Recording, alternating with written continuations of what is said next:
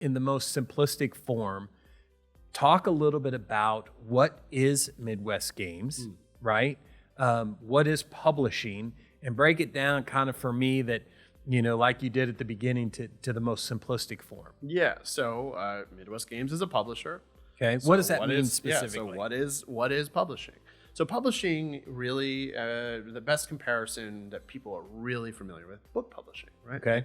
Book publisher signs an author, helps distribute their book to bookshelves, and these days, they get it to market. Digital, they get it to market. They help with sales, they help with marketing, they help to build community around something. So we do the same thing, but it's vastly more complicated. There's over 40 different disciplines within publishing alone in games because of the challenge of you have a very technical product that also has to hit a entertainment consumer market and is filled with art, AI, because games have been working with AI for 40 plus years. Like we're kind of the pioneers. The start of it with NVIDIA exactly. was figuring out how to make a chip fast enough to do all the games. Exactly.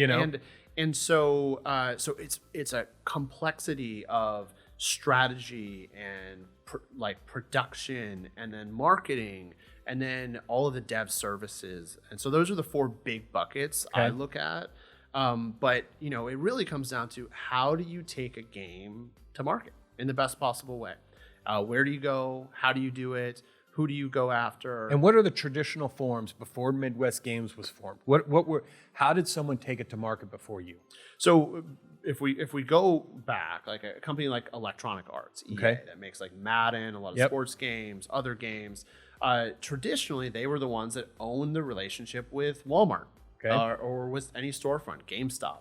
And they would be able to get your game not only on the shelf, but featured. A lot of it's around placement and the relationships.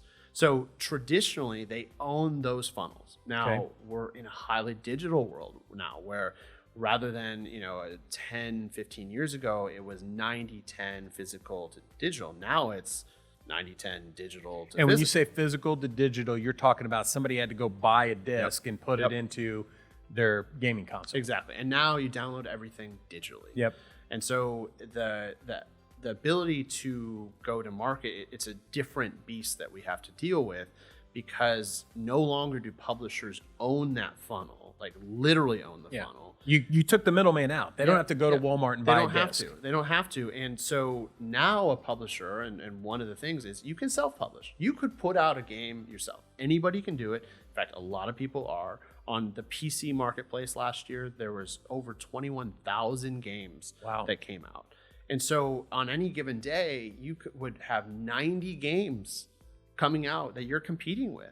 So now publishing is around how do you break through the noise? Right. How do you get noticed? It's not about owning the funnel. It's about having expertise to know what are the tactics you can do, what are the strategies you can do to get noticed in market, which is a really challenging thing. And there's a lot of misinformation out there of people that don't actually have vast experience. And one of the big things I talk about a lot is it takes 10 to 15 years being in this field, doing it every single day before you have a good understanding. I have averaged a game, I think, or an entertainment property a month that I've released every single month the last 15 years. Wow. On average. And so I'm just have always been in it. And that, it's the successes and failures that are involved with continually putting out something and seeing what the market is reacting to it that allows you the lessons to know how to put things out in the future. So you've cut the middleman out. And now you're going basically direct out to where you're in this sea of kind of sameness unless you can differentiate yourself per se, right? But only 2% of those games get a publisher. And that 2% makes over 90% of the total revenue. Wow. So it makes a giant difference. So as much as you can do it yourself, it still matters to go through the publishing expertise. And what we're doing that's different is being able to provide that as a service rather than a control mechanism. So dive into that a little bit more, the service versus the control mechanism, because, and correct me where my understanding might be wrong, before, if you went through a traditional mechanism, even in today's ecosystem and environment, you're in essence selling your rights away to that publisher. Exactly. And that publisher then, for the most part, the profitability relies in the publisher's ability to get that game. And if it does really well, it's the publisher that makes the money, not the designer or the architect of the game, correct?